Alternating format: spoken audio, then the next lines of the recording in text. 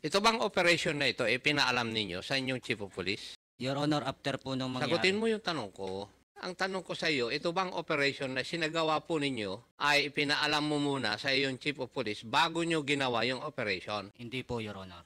Ikaw mismo ang lahat ng nagdesisyon na gagawa kayo ng operation laban kay Brian Laresma. Ikaw lahat. Yes, sir. No, Ikaw ang nag-isip lahat. kasama po yung mga kasamahan ko na makatanggap po ng information, Your Honor. Hindi, ikaw ang boss eh.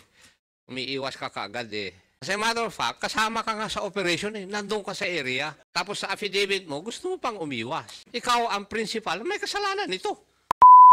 At ang tunay na nangyari, dumating yung kayo, nakasakay sa green na sasakyan, nakita kayo ni Brian, tumakbo siya, binaril mo naman, Sergeant Perez, di po ba? Kaya ang tama niya, sa likod ng paa. Tama, kasi yun naman ang istorya talaga eh. Pero, ang ginawa ninyo, gumawa kayo ng paraan na maging legitimate yung operation ninyo. Kasi magmula sa umpisa, mali na eh. Di ba, Sergeant Macaraeg? Sabi nyo nung last time, gagawa na kayo ng affidavit na katotohanan ang ilalagay ninyo. Pero hindi pa rin katotohanan yung nilalagay ninyo kasi normal naman yun eh. Naiiwas ninyo yung sarili ninyo. I think, PD, I think you know what to do and you will know the charges that will be filed against him administratively. Sergeant Macaraig, Yes, sir. ikaw bang head ng DEU ng San Juan Police Station? Yes, sir. O ikaw ang head? Team leader, Your Honor. I beg your pardon? Team leader po, Your Honor. Hindi. Yung opisina na DEU ng San Juan Police Station, sino ang boss doon? Bali, sir, ako po ay Intel PNCO kasama po sa DEO at saka sa Warrant PNCO po, sa senior officer. Walang opisyal na assigned doon? Dati po, sir, ay meron kaso kailangan po ng approval pagaling sa PIDEA ng DEO. Ay narilib po yung dati naming deputy, kaya wala pa pong order yung bagong deputy po, Your Honor. So, ang ibig mong sabihin, dadalawa lang opisyal ng San Juan Police Station, yung Chief of Police at saka yung Assistant Police Chief? Bali po, sir, may dumating, nung una po dadalawa po, tapos may dumating pa pong kapitan na babae po, Your Honor. PD, why is that? Sila ng operation, hindi pinapaalam sa Chief of Police. Recording in progress. No, sir. Ano? Hindi po, sir. Hindi. So, dapat ipaalam. Sir. Ito bang operation na ito, pinaalam ninyo sa inyong Chief of Police? Your Honor, after po nung mangyari. Sagutin mo yung tanong ko. Ang tanong ko sa iyo, ito bang operation na sinagawa po ninyo ay pinaalam mo muna sa iyong Chief of Police bago nyo ginawa yung operation? Importante yun eh. Hindi po, Your Honor. Hindi. So, ibig mong sabihin, ikaw mismo ang lahat ng nagdesisyon na gagawa kayo ng operation laban kay Brian Laresma. Ikaw lahat. Yes, sir. No, Ikaw ang nag-isip lahat. kasama po yung mga kasamahan ko na makatanggap po ng information, Your Honor. Hindi, ikaw ang boss eh. Umiiwas ka kaagad eh. Iho. Ikaw ang boss ng DEU. Di ba? Yes, sir. So, ikaw ang dapat nakakaalam lahat ng operation ng DEU, di ba? Yes, sir. As a matter of fact, kasama ka nga sa operation eh. Nandun ka sa area. Tapos sa affidavit mo, gusto mo pang umiwas. Ikaw ang principal, may kasalanan ito. Kasi ikaw ang nag-isip lahat eh. Yung unang istorya na tinanong ni Chairman Abante, ikaw ang gumawa nito. Ang presumption ay ikaw ang gumawa ng istorya na yon. Tama? Yes, sir. Yes. Ikaw ang nagplano. Nung may nangyari, ikaw ang gumawa ng istorya. Pero dito sa affidavit ninyo, hindi pa rin ako kontento na nagsasabi kayo ng totoo. Kasi, hindi nyo sinasabi sa akin, o dito sa committee na ito, yung sino talaga yung asset na nagsabi na nandun na si Brian Laresma doon sa lugar. Yung kapatid ba ni Sergeant Trinidad o yung sinasabi ni Sergeant Perez na asset niya na hindi naman yata dumating according to my information? Alin ang totoo? Yung asset po na sinasabi ni Sergeant Perez. Ha? Yung asset po na sinasabi ni Sergeant Perez, Your Honor. Sino yung asset na sinasabi ni Sergeant Perez? Iba ba siya doon sa kapatid ni... Sino na yung investigador? Ni Franklin Trinidad? Iba pa po, Your Honor. Iba. Hindi ba ang kwan is... teka, nagsabit na ba kayo ng pangalan ng asset pala? Submitted na po, sir, with the COMSEC. Sir. Yung official siya na asset. Yes, sir. Na-interview mo na ba, Hepe, ay PD? No, sir. Eh bakit hindi nyo tinatanong kung totoo yung sinasabi ng, ng mga taga San Juan? Sir, we just called the records coming from our intelligence branch, yung S2 namin. Yeah, but Yes, sir. when kung yung mga tao mo sinasabi na yun ang asset nila, nakausap ni the late Brian Laresma, bakit hindi nyo i-verify kung totoo? Kasi nagtataka ako, bakit napasama ka agad sa istorya yung kapatid ni Sergeant Trinidad? Yes. At nandun sa mga affidavit, dito na nabasa ko, yung kapatid ni Sergeant Trinidad kumukuha ng basura doon kay Brian Laresma allegedly. Pumasok sa affidavit yun eh. Kung babasahin mo yung bagong affidavit na binigay. Oh. Kaya ko tinatanong, sino talaga yung asset na ginamit? Kasi ang iniisip ko, yung asset na totoo, hindi dumating. Ang tumawag ang nagsabi na nandun si Brian Larenas ay si Franklin Trinidad. Oh, alin ang totoo?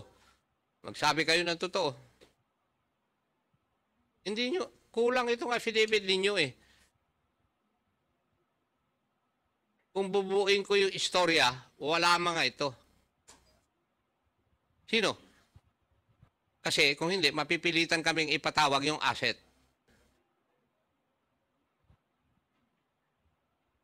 Hindi kayo magsasabi ng totoo? Sergeant Macaraig? Sir, yung asset po talaga, bukod po yung sa kapatid ni Trinidad, ni Sergeant Trinidad. When you say, kung sinasabi mo bukod doon sa kapatid ni Sergeant Trinidad, anong ibig sabihin? Anong participation ni Franklin Trinidad yan? Hindi naman siya pulis. Bali, sir, nakita nung time na yun na papunta doon yung kapatid ni Sergeant Trinidad na monitor din po niya ng kanyang kapatid. Ikaw Na ito naman, ay iho. kukuha din Ibig po sabihin, mere coincidence yung sinasabi mo. Nagkataon. Ha? Ganun ba? Yes, sir. Dahil na-monitor din, sir, nung umaga na nanggaling na, sir, doon. Itong kapatid po ni Sergeant Trinidad ay kaya po pinamonitor uli po namin sa kanya na baka sakaling bumalik ito nung hapon, Your Honor. Okay. Meron pa isang kulang. Anong oras talaga nangyari yung barilan? Humigit kumulang, Your Honor, mga 6:36 po ang gabi.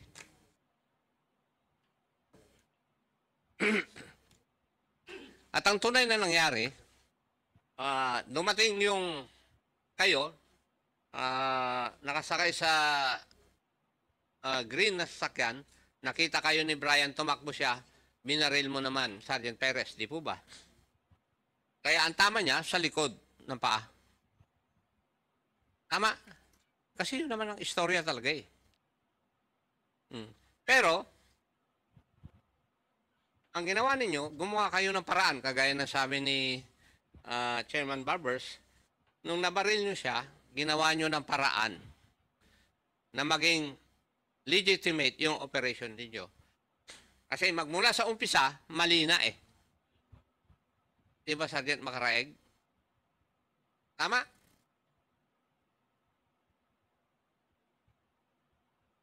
Kaya nagtataka ako, 6:36 din yung pag-receive ng PDEA ng inyong coordination.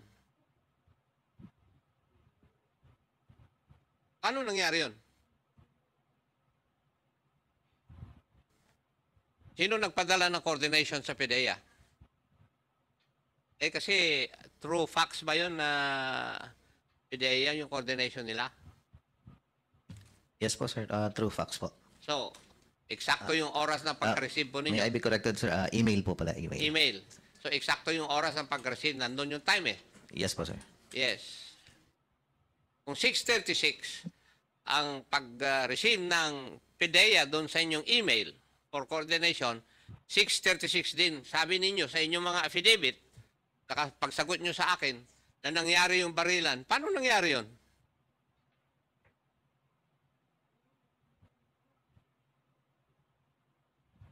Sino makakasagot po sa aking katanungan?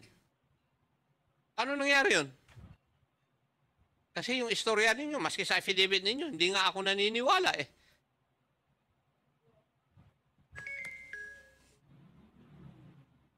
Hindi ako naniniwala. Ha? Sabi nyo nung last time, gagawa na kayo ng affidavit na katotohanan ang ilalagay ninyo. Pero hindi pa rin katotohanan yung nilalagay ninyo kasi normal naman yun eh. Naiiwas ninyo yung sarili ninyo. Kasi yun eh, normal. Instinct of self-preservation. Pero nangako kayo dito sa committee na ito na sasabihin nyo na yung buong katotohanan. Yung sinasabi nyo yung katotohanan, kulang po eh. Kulang. Hindi pa rin yung sinasabi yung buong katotohanan. Yun ang nakikita ko dito sa lahat ng affidavit na binigay nyo rito eh. And, Mr. Chair, since hindi naman nila ako masagot ngayon eh, mukhang totoo yung aking sinasabi eh. Actually, are you done, Chairman? No, gusto ko Not lang. yet. Okay, go ahead. I'll go to the Chief of Police. PD, kilala po ba yung hepe mo? I've known him since we were in Laguna, provincial police officer. So you had the occasion to work with him. He was the investigation officer of Laguna PNP, while during that time, sir, I was the chief of police of Calamba City. Ikaw ba ang pumili sa kanya para maging hepe ng San Juan? No, sir, nadatnan ko na lang po, sir. Naratnan mo na lang Yes, siya. sir. Kasi, if you had had the occasion of working with him, then you would have known his capability. Tama po ba? Yes, sir. Oo. So, matanong kita, having known him, kung ikaw ang masusunod, siya bang gagawin mong hepe? No, sir. No. Yes, sir. And maybe you have your own reasons. Yes, sir. Yes. I will not venture to ask already the reasons. Kasi alam ko na rin siguro yan. Colonel Intal, could you please define to me the phrase command responsibility? Sir, sa doctrine ng command responsibility po, sir, dapat lahat, sir, ng nangyayari sa unit, sir, ay alam dapat ng commander po, sir. Kaya ka pala nakakalintik-lintik eh. Ang doctrine of command responsibility states that a commander is supposed to be responsible for whatever his men would do and would fail to do. Dito sa nangyaring ito, wala kang kaalam-alam. Doon pa lang, ay may problema ka na sa command responsibility. So, I think, PD, I think you know what to do. And you would know the charges that will be filed against him administratively. Thank you, Mr. Chair. Exactly. Umani naman ito ng iba't ibang reaksyon mula sa ating mga netizens. Ayon kay Ferlinda de Ocampo, tanggalin na ng hindi pamarisan, para naman mabawasan ang gumagamit ng batas sa maling paraan. Pahayag naman ni Elvira Hasildo, matatalino ang mga pulis natin sa kagaguhan kaya daming nakukulong, dapat lang kayo maparusahan. At ito naman ang saloobin mula sa ating kababayan na si Delphine Dumapit, kawawa ang mahihirap na binibiktima ng mga masasamang loob na pulis na yan. Mga kababayan, feel free to comment below para maglabas ng saloobin sa balitang ito.